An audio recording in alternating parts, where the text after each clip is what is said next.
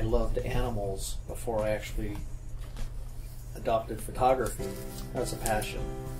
And I think that was the best way for me to go. So I've carved out a niche market that's really been successful for me because I find like people coming to me. They love their dogs. Dogs have changed so much over the last very, very few decades, and cats too. But especially dogs, because dogs for generations were thought of as being the outside kind of creature, not necessarily as close to the family. There were exceptions to that. But as we're evolving, I think, in our mindset and growing, more people are seeing them not as just furniture or an attachment to the chain outside, but actually as a family member. What is the easiest animal to photograph, if there is any? Probably dogs, but they're the ones that I can communicate with the most, and I do communicate with the dogs that I work with.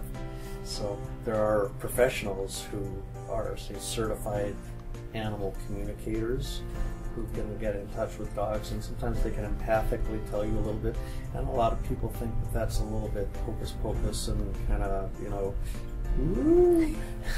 But I've definitely touched into that a lot, and that helps me. So a lot of people think I'm something of a Dr. Dolittle in the photography world here.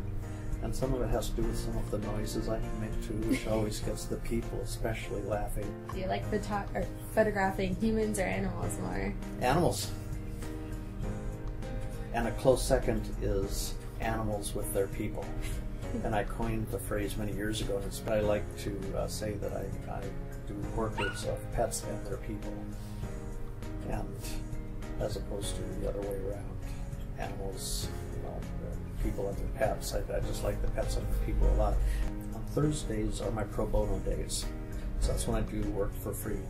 I photograph anywhere between 4 to a dozen rescue cats and dogs a week.